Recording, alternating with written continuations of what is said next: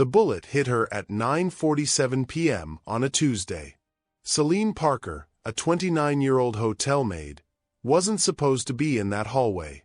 Who has been invisible to everyone, was suddenly on the marble floor of Miami's Grand Oceanic, fire spreading through her shoulder, blood staining her white uniform. The man she'd just saved? Lawrence Romano, Miami's most feared Mafia boss. The man she'd been secretly watching for months. And now, because of one split-second decision, 100 of his soldiers would propose marriage to her. But the only man who wouldn't ask was the one whose bullet she'd taken. This is what happened next. Celine woke to sunlight that felt expensive. The hospital room was too luxurious for her insurance. Floor-to-ceiling windows overlooking Biscayne Bay, furniture that looked like it belonged in a hotel suite, not a recovery ward. And sitting in the chair beside her bed, still wearing his blood-stained white shirt, was the stranger from Suite 4012. "You're awake," he said, relief evident in his voice. He leaned forward, elbows on his knees. "I'm Lawrence Romano. The bullet that hit you was meant for me. Your hospital bills are handled. You're safe now. And I owe you a debt I can never fully repay." The name meant nothing to her, yet. She tried to sit up, wincing. "You don't owe me anything. I saw the gun and I moved. It was instinct. Instinct that saved my life." His gray eyes held hers with uncomfortable intensity. "In my world, that means something."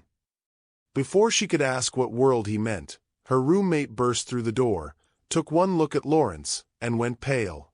After he briefly stepped into the hallway to give them privacy, the roommate grabbed Celine's hand and whispered urgently, "Oh my God! Do you know who that is? That's the Romano. Lawrence Romano. Miami's biggest crime boss. The man controls half the city's underworld."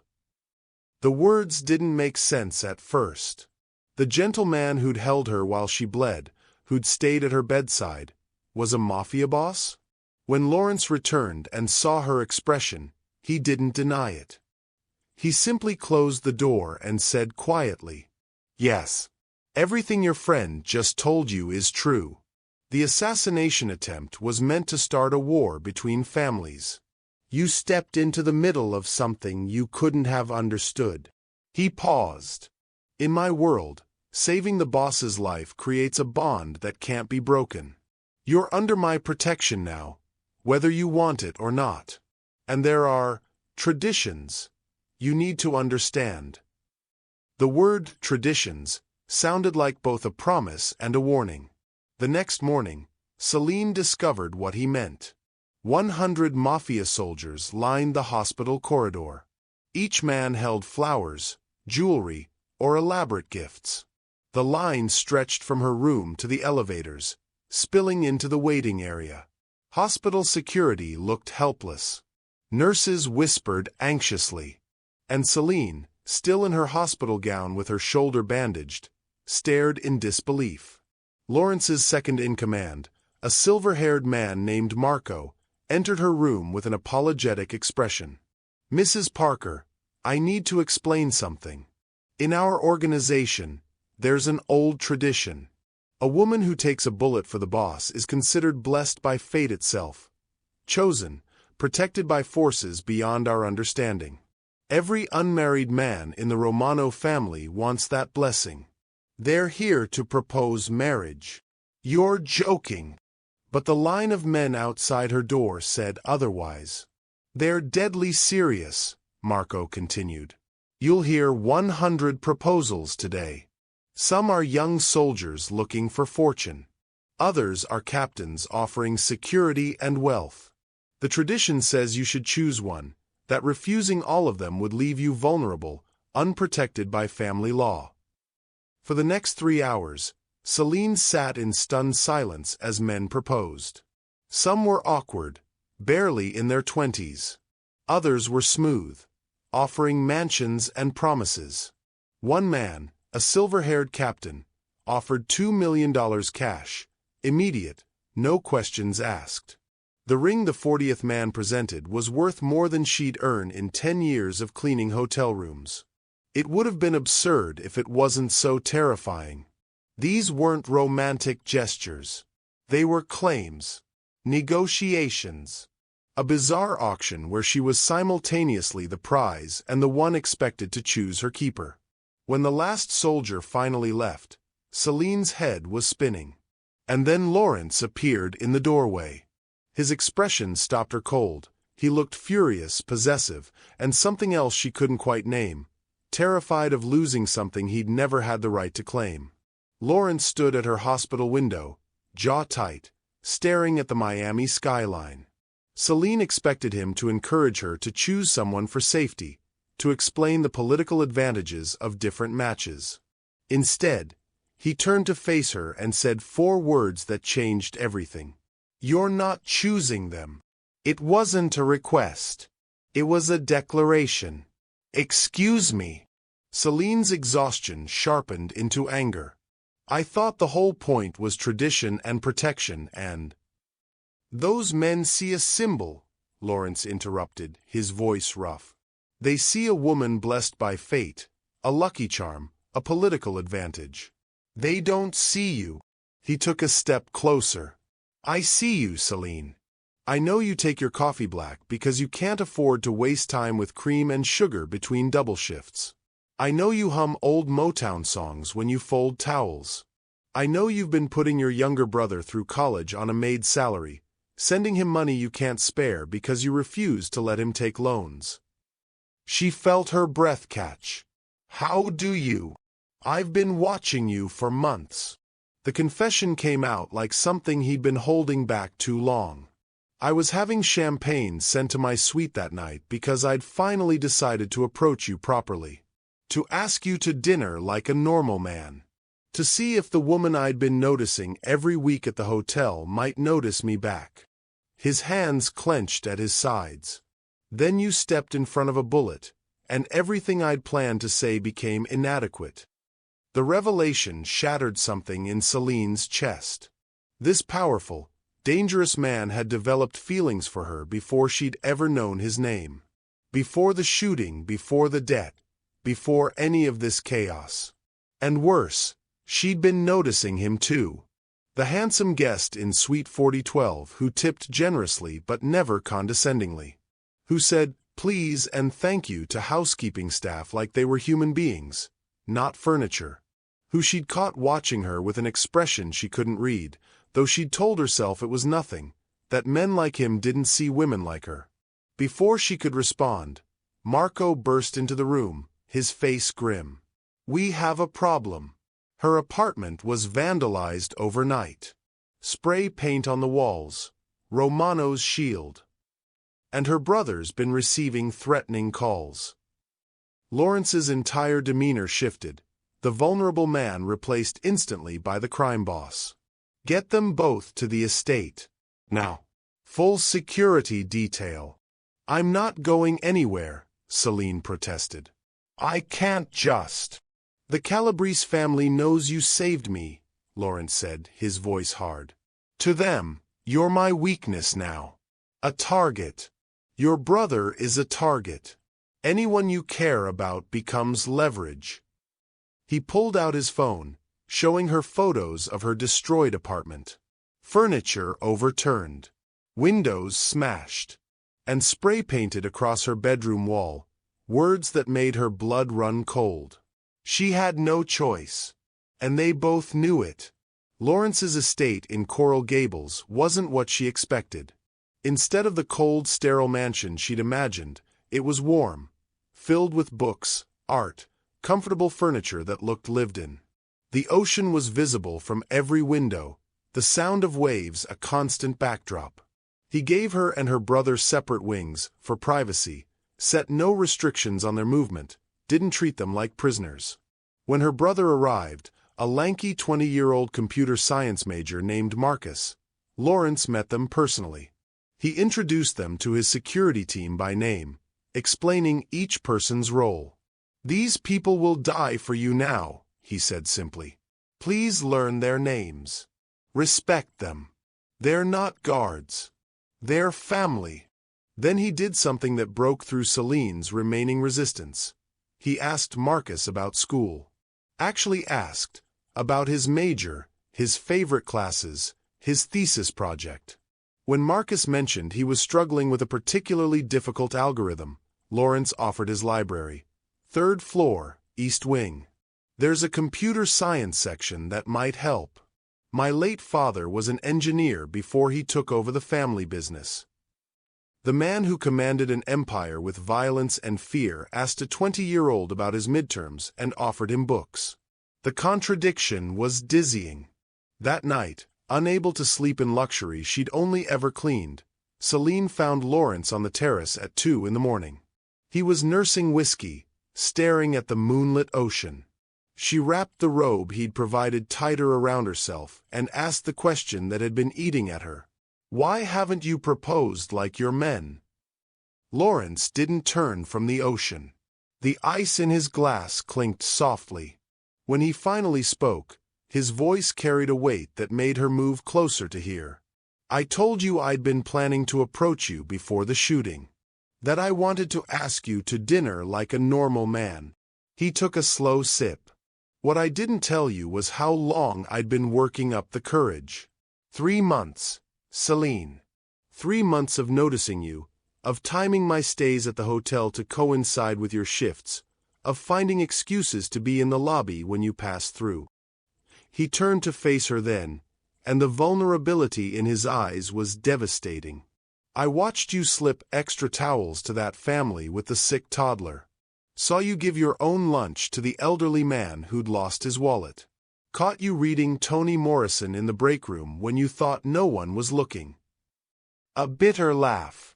I was falling in love with a woman I'd never properly spoken to. Pathetic, really. That's not pathetic, Celine whispered. No. His gray eyes held hers. Then let me tell you what is. My men proposed to you because of tradition. Because you're a symbol of luck and fate and political advantage.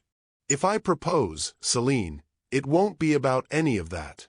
It'll be because I want you as my wife in every sense. Partner, equal, the woman I build a life with. The woman I wake up next to and argue with about stupid things like what to have for breakfast. His voice turned rough. And you're not ready to hear that from a man whose hands are stained with blood, whose enemies will target you forever, who can give you everything except normalcy and safety. He was trying to save her from himself. This man who'd commanded loyalty through fear was terrified of trapping her in his darkness. Celine opened her mouth to respond when the world exploded. Gunfire erupted from the estate's perimeter, the sharp crack of automatic weapons, the shattering of glass, men shouting. Lawrence moved instantly, his hand on her back, pushing her toward the house. Go! Panic room now! Security flooded the grounds. Marco appeared from nowhere, guiding Celine and Marcus through a hidden door in Lawrence's study, down concrete stairs into a reinforced room lined with monitors. Through the screens, she watched the estate transform into a war zone. Lawrence coordinated the defense with terrifying calm, his voice steady over the radio, every inch the crime boss she'd tried to forget he was. The attack lasted 17 minutes. 17 minutes of watching men with guns try to breach the perimeter. 17 minutes of listening to Lawrence issue orders that she knew meant people were dying. 17 minutes of Marcus gripping her hand while they sat in that concrete room, faces lit by the glow of security monitors. When the shooting finally stopped, the silence was worse than the noise. Lawrence entered the panic room covered in blood, not his own. He didn't apologize, didn't explain, didn't try to soften what had just happened. He simply unlocked the safe room door, looked at Celine and Marcus, and said, I'm giving you a choice right now. My driver will take you anywhere in the country. New identities, enough money to start over, complete protection from a distance. You'll be safe, untraceable, free. He paused, and something flickered across his face. Grief, maybe, or resignation. Or you stay. And you accept that this, he gestured to the destruction visible through the monitors, is part of loving me. But I won't trap you. I won't guilt you. Even though letting you go might destroy me more than that bullet would have. He was giving her permission to break his heart. Giving her the exit he thought she deserved. Marcus spoke first. We're staying. Celine turned to her brother in shock. Marcus. I'm staying, he repeated, looking at Lawrence with something like respect. In the 3 days we've been here, I've seen more honor in this house than in 20 years of people who claim to care about us. You're staying too, Sue. Because for the first time in your life, someone sees you. Really sees you. And you're not going to walk away from that just because it's dangerous. The 20-year-old kid who should have been terrified had just seen something she'd been too afraid to admit. After Marcus went to rest, Celine found Lawrence in his destroyed study. The chandelier hung at an angle, glass everywhere, bullet holes in the walls. He was standing by the window, staring at the damage with an expression she couldn't read. You're wrong, she said. He turned, surprised. About what? You think you're protecting me by pushing me away, by giving me exits and choices and chances to escape. She walked toward him, her footsteps crunching on broken glass. But you're the only one who sees me as more than a victim or a symbol. You're the only one who noticed I read Toni Morrison, who cares that I hum when I work, who knows why I send money I can't spare to my brother. Celine. I'm not afraid of your world, Lawrence. She stepped closer. I'm afraid of going back to mine. The one where I was invisible. Where I worked 3 jobs and still couldn't save enough. Where kindness was weakness and ambition was selfish. Where men looked through me, not at me. Her voice strengthened. You say your hands are stained with blood? Mine are stained with bleach from scrubbing toilets for people who didn't know my name. So don't give me an out because you think I deserve better. Let me decide what better means. The words hung between them. Lawrence stared at her like she'd just rewritten every rule he'd lived by. You don't understand what you're asking for, he said quietly. Then explain it to me. Don't decide for me. She was close enough now to see the war in his gray eyes, want and fear and desperate hope. You've been protecting me since the moment I took that bullet. But I don't need a savior, Lawrence. I need a partner.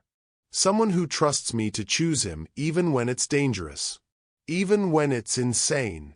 She wasn't asking for permission. She was claiming her choice. Something in Lawrence broke, or maybe healed. He looked at her standing in his destroyed study, surrounded by evidence of the violence in his world, and she wasn't running. She was stepping forward. He dropped to one knee right there among the broken glass and destruction. Celine Parker, his voice was unsteady in a way she'd never heard. Will you marry me? Will you walk into my dangerous, complicated life knowing that I will spend every day trying to be worthy of you? You saved me twice. Once from a bullet, and once from becoming the kind of man who doesn't believe in love anymore. I'm asking you to save me a 3rd time. By saying yes. She pulled him to his feet and kissed him. The answer was clear without words. When they finally broke apart, Lawrence was smiling. A real smile, unguarded and young and utterly transformed. You know the other 99 are going to be devastated, she murmured against his mouth. They'll survive, he said, pulling her closer. I barely would have. Then Marco burst in, and reality crashed back. Sir, intelligence just came through. The Calabrese family has declared open war. Every Romano asset is a target. Every ally will have to choose sides. He looked between them, seeing the ring on Celine's finger. The wedding needs to happen within 48 hours to formally declare her untouchable under our laws. To cement alliances. To send the message that you have everything to fight for. The romance became tactical. The personal became political. Lawrence kept his eyes on Celine. We can fake this. Make you officially protected, then annul quietly later when things calm down. Give you the safety without the permanence. His voice dropped. Or. He left the alternative unspoken. But his eyes said everything. Celine took the ring from his hand and slid it onto her own finger. I don't do fake. Let's get married for real. In 48 hours. In the middle of a war. And let's make damn sure everyone knows this isn't strategy, it's choice. The proposal wasn't just romantic. It was a declaration of war. The next 48 hours were a study in contradictions. Celine chose a wedding dress while guards installed bulletproof glass. Her brother learned to shoot in the morning, helped arrange flowers in the afternoon. Lawrence orchestrated strikes against Calabrese operations while coordinating with the wedding planner about centerpieces. War and celebration, violence and vows, all bleeding together in ways that should have been absurd but somehow felt appropriate. During those 2 days, Celine saw sides of Lawrence that no proposal or confession could have revealed. She watched him comfort a young soldier who'd lost his cousin in the estate siege, spending 20 minutes talking the kid through his grief when he should have been planning tactical responses. She saw him cancel a retaliatory strike that would have succeeded militarily but would have endangered civilians. She heard him, when he thought she was asleep, on the phone ensuring that Marcus's college would be untouchable regardless of what happened to him personally. The man she was marrying was brutal when necessary, but he operated by a code. And that code now included her values. He was changing for her without being asked. Learning to be more than just a boss. More than just feared. She was marrying a monster learning to be a man. The night before the wedding, Marco delivered intelligence that stopped everything. The Calabrese family wasn't planning to disrupt the ceremony. They were planning to attack during it, when all of Lawrence's allies would be gathered in one exposed location. A coordinated strike to decapitate the entire Romano organization in a single move. Lawrence found Celine in the library at midnight. She was supposed to be resting. Instead, she was reading the same Toni Morrison novel he'd seen her with at the hotel. He sat beside her on the couch, and the weight of what he was about to say was visible in every line of his body. I have intelligence about tomorrow, he said quietly. Then he told her everything. The planned attack. The risk. The fact that their wedding could become a massacre. When he finished, he looked at her with devastating honesty. I'm offering to call it off. Postpone indefinitely. Keep you safe. I won't risk your life for tradition or politics or even love. Celine set down her book. She'd expected this, expected him to try to protect her one more time, to make her choice for her in the name of safety. Then let's get married tonight. Just us. Marco as witness. A judge you trust. Legally binding, no ceremony, no targets. We tell no one until it's done. But Lawrence shook his head. Not rejecting her. Explaining. My world needs to see this. Needs to witness that I have something worth living for, not just killing for. If we hide, they'll think you're a weakness to exploit. If we stand together tomorrow in front of everyone, you become my strength. And that, he took her hand, makes us both safer. Visible love is armor in my world. Hidden love is vulnerability. He was teaching her how to survive by being undeniable, by refusing to hide what they meant to each other. In your world, Celine said slowly, love is armor, not weakness. Yes. She thought about that. About a lifetime of making herself small, invisible, unthreatening. About the power of being seen. Then let's make sure everyone sees us tomorrow. They fell asleep on the couch, holding each other, and for a few hours there was peace. Until Marco knocked at dawn. It's time. And they're already moving into position. The wedding took place in Lawrence's estate garden at noon, surrounded by armed guards disguised as guests. 150 Mafia members attended, including the 100 soldiers who'd proposed to Celine, now standing as Lawrence's groomsmen in a show of unified loyalty that sent its own message to anyone watching. The ceremony was beautiful in defiance. White flowers against the Miami sun. An arch overlooking the ocean. Celine in a dress that cost more than a year's salary from her old life. Lawrence in a suit that couldn't hide the bulletproof vest beneath. As the officiant began, Marco whispered to Lawrence through his concealed earpiece. 15 Calabrese snipers confirmed in position. Perimeter, rooftops, long range. We have 30 counter-snipers ready. They're waiting for your signal. Lawrence gave the slightest nod. Then he looked at Celine and smiled like none of it mattered. When it came time for vows, Lawrence didn't read from prepared words. Instead, he spoke directly to Celine, but loud enough for everyone, including the snipers in the trees, to hear. Celine, you stepped into the line of fire for a stranger. Today I'm vowing to step into every fight for you, not as your shield, but as your equal partner. Any man who threatens you will learn that I don't just command loyalty through fear anymore. I inspire it through love. And that makes me more dangerous than I've ever been. It was a vow and a declaration of war. A promise to her and a warning to his enemies. The wedding vows were a battle strategy. Through her earpiece, Marco's voice confirmed. They heard it. Snipers holding position, but they're hesitating. Lawrence was betting everything on this moment. Betting that declaring his love publicly, making it undeniable and witnessed, would force the Calabrese family to recalculate. That killing a man at his wedding, in front of hundreds of witnesses, in the middle of vows to the woman who'd saved him, would be seen as so dishonorable that even their own allies would turn against them. It was brilliant, terrifying, and entirely dependent on the sanctity of tradition holding stronger than the desire for revenge. Now it was Celine's turn. She looked at Lawrence, then deliberately turned to address the assembled crowd, including the soldiers who'd proposed to her, the men who'd seen her as a symbol, and yes, the snipers she knew were watching through scopes. I fell in love with Lawrence Romano before I knew his name, she began, her voice steady and clear. I fell for the man who said, please, to housekeeping staff.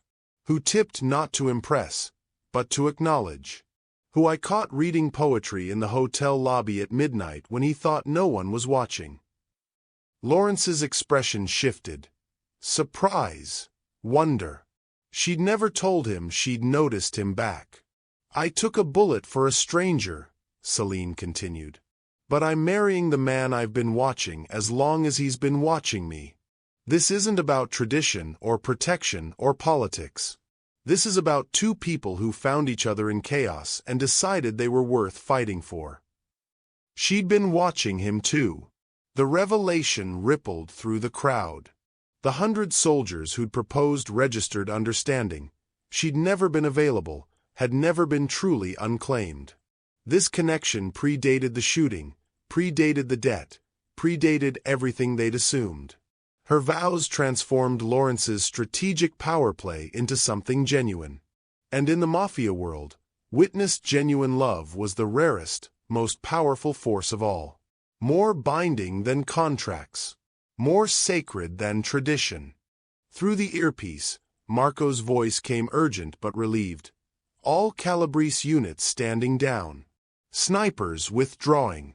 Sir, they're calling for a sit-down. They want to negotiate.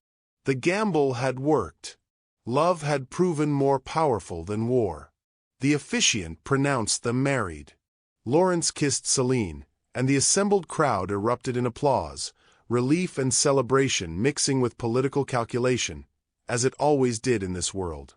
The reception began immediately, security maintaining vigilance despite the Calabrese withdrawal. But an hour into the celebration, Marco approached Lawrence and Celine with news. The Calabrese family's Don had sent an envoy requesting an immediate meeting. Not a threat. A negotiation. "I'm coming," Celine said before Lawrence could argue. "It's not," he began. "I'm not a guest anymore," she interrupted. "I'm your wife. The woman they just watched you vow everything to. If this is about us, I need to be there." Marco nodded slowly. "She's right. In our world, the boss's wife isn't decoration. She's power. They need to see her beside you." The meeting took place in Lawrence's study, still showing bullet damage from the siege, a deliberate choice. The Calabrese Don was a silver-haired man in his 70s named Vitelli. He came with 2 guards, both unarmed as protocol demanded. "Congratulations on your marriage," Vitelli said, his accent thick with old country roots. Then he looked at Celine. "You took a bullet meant for this man. Do you know what you did?" "I saved his life," Celine said evenly. "No." Vitelli's expression was unreadable. "You saved mine. You saved 200 lives that would have been lost in the war my nephew was trying to start." The room went silent. Lawrence's hand found Celine's under the table. Vitelli continued, "The assassination attempt was not sanctioned by me. My nephew, ambitious, stupid boy, thought killing Romano would force my hand, would start a war that would elevate him. I was looking for a way to eliminate him without appearing weak. Then you stepped in front of that bullet. You proved that Romano here still had humanity, still had something worth protecting beyond power." He smiled, cold but respectful. "It gave me the excuse I needed. My nephew met with an unfortunate accident 2 days ago." The old Don looked at Celine with something like admiration. "You didn't just save his life, Mrs. Romano. You accidentally ended a war before it began. That makes you more powerful than any of us." She'd become a political force without trying. The maid who'd acted on instinct had shifted the entire balance of Miami's underworld. "We're proposing the Calabrese-Romano Accord," Vitelli said, sliding papers across the desk. "First formal peace between our families in 12 years. Your wedding, your vows, they reminded us that some things are more sacred than territory and profit." Lawrence reviewed the terms, Celine reading over his shoulder. "Fair. Surprisingly generous. A genuine peace, not a temporary ceasefire." "We accept," Lawrence said. Then, with a glance at Celine, added, "We both accept." Walking back to their wedding reception, Lawrence took Celine's hand. "I need to tell you something about the 100 proposals." She felt her stomach tighten. "What about them?" "I orchestrated them." He said it simply, watching for her reaction. "Not maliciously. But I knew you needed to see what you were choosing against. Needed to understand the tradition, the temptation, the safety of picking anyone but me. I gave you 100 reasons to choose someone safer. I needed to know you'd still choose me." Celine stopped walking. Lawrence braced himself for anger. Instead, she laughed. Genuinely, freely. "I know," she said. His shock was total. "You, what?" "Marco told me on day 2. She smiled at his expression. "You were testing me, so I tested you back. Every time you gave me an exit, I stayed to see if you'd respect my choice or try to force me out for my own good. And you always respected it. That's why I said yes." They'd both been testing each other. Both chosen consciously. Both passed. "So we're both master manipulators," Lawrence said slowly. "Or we're both terrified people who needed to be sure." Celine pulled him close. "No more tests. No more exits. Just us from here on out." "Just us," he agreed. Dangerously, messily, deeply. They returned to the reception to find it had transformed into genuine celebration. Marcus was dancing with one of the security guards, both laughing. The 100 soldiers who'd proposed were toasting Lawrence's happiness with surprising grace. Marco was ensuring everyone was fed while somehow maintaining tactical awareness. This was her life now. This beautiful, strange, dangerous family she'd married into. Later, as the sun set over the ocean, Celine and Lawrence stood on the terrace where he'd first confessed his feelings. 48 hours ago, though it felt like years. Now they stood as husband and wife, the ring on her finger catching the golden light. "Any regrets?" Lawrence asked quietly. Celine thought about the woman she'd been 6 days ago. The invisible maid working double shifts, sending money she couldn't spare to her brother, going through motions because survival was the only goal she'd had energy for. She thought about that moment outside Suite 4012, reaching for a champagne bucket, not knowing her entire life was about to change. "I regret that it took a bullet to meet you properly," she said finally. "But I don't regret a single moment since." Lawrence pulled her close, and in the comfortable silence that followed, Celine understood something profound. Sometimes the most dangerous choice is also the most honest one. Love doesn't wait for safety or logic or permission. It arrives in chaos, announces itself with gunfire and proposals, and demands you be brave enough to claim it. She'd stepped in front of that bullet on instinct, acting without thinking. But saying yes to Lawrence Romano? That was the first truly conscious, deliberate choice she'd made in years. The first time she'd chosen something for herself, not out of duty or survival or obligation, but because she wanted it. Wanted him. Wanted this terrifying, exhilarating, impossible life. Their story wasn't a fairy tale. It was too raw, too real, too stained with blood and complications for that sanitized label. But it was theirs. Begun in violence, forged in choice, and sustained by the kind of love that makes even dangerous men dream of ordinary mornings and coffee made just right. The reception continued below them. Laughter and music and the clinking of glasses. The ocean stretched endlessly before them, constant and unstoppable, dangerous and beautiful in equal measure. Just like what they'd built together. "What happens now?" Celine asked, her head on his shoulder. "Now we live," Lawrence said simply. "We build something neither of us could have imagined alone. We fight when we need to. We protect what's ours. We love each other loudly enough that everyone knows trying to separate us would be the most dangerous move they could make." She smiled. "Sounds like a plan." From below, Marcus's voice called up. "Sue, you're missing your own reception." "We should go back," Lawrence said, but neither of them moved. Celine turned in his arms, looking up at the man who'd been watching her for months before she'd ever known his name. The crime boss who read poetry. The feared leader who asked about college midterms. The man whose hands were stained with blood, but who held her like she was something precious and breakable and strong all at once. "Thank you," she said. "For what?" "For seeing me. When the whole world was looking through me, you saw me." She touched his face. "That's worth every risk, every danger, every complicated thing that comes with loving you. Sometimes the bullet you take for a stranger changes both your lives forever. Sometimes stepping into the line of fire is the sanest thing you'll ever do. Sometimes love doesn't look like safety. It looks like choosing someone with clear eyes and a full heart, knowing exactly what you're walking into and deciding they're worth it anyway."